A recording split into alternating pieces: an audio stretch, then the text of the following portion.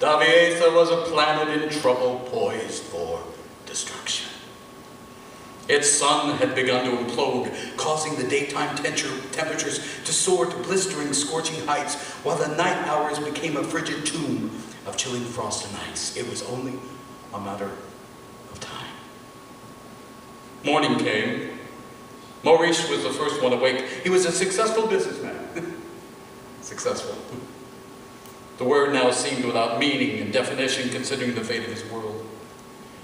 Maurice was married to a delightful musician, Jera. They had one son, Terran, bright and athletic, a promising child, now engulfed with them in a doom watch. Maurice sat quietly in contemplation. He was thinking about how to spend the last moments of his life. Suddenly, Jara was standing in the candlelight next to him. "Couldn't sleep," she said. "Me neither. It seems so wasteful to sleep." Terran came in the room, jumped on his dad and gave him a big hug. "I'm having nightmares," the boy said. Maurice held him tightly and said, "I'd be shocked if you weren't having nightmares, but if you don't mind, let us not share dark dreams." Jera nodded and Terran sniffed, wiping his eyes with determined tears. There was a long pause. At length, Terran asked, Will it hurt?" Mother Jera responded somberly but gently, "My dear sweet son, it would be like a deep breath of heat, a flash of light, and then over." The three of them sat in silence, for outside their world was no chirping or barking or other sounds at all. Life was dying before the dying hour. "I hope it means something," Terran said quietly. Maurice piped up. "Our planet's death? Our death, is that what you mean, son? Am I right?" Jera stepped in to soften the moment. "My dear lovely man, I think death brings life, otherwise, why the fuss?"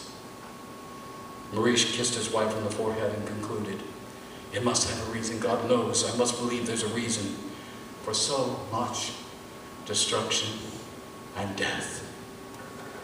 It was at that moment that the sun gave up the struggle.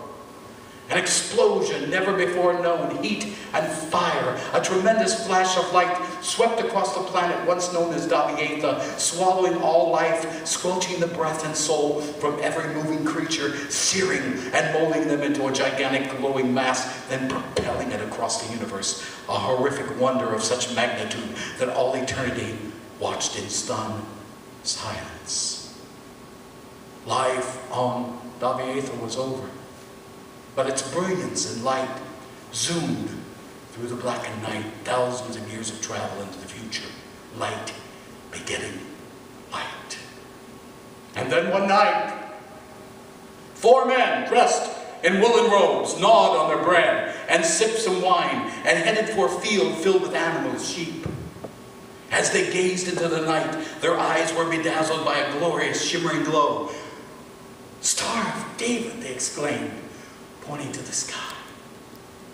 At the same time, in the cavernous halls of a monarch's castle, souls stared into the heavens in a spectacular vision. They were kings and rulers, stargazers from the east near the great mountains. Their leader, Centauri, pointed to the heavens with great expectation. "Star of divinity," he said. Splitting the night sky with a brilliant glimmer of the essence of a once great people across millions of miles and thousands of years, it was a star. Maurice, Jera, and Terran's remains. The Star of David. The Star of Divinity. The Star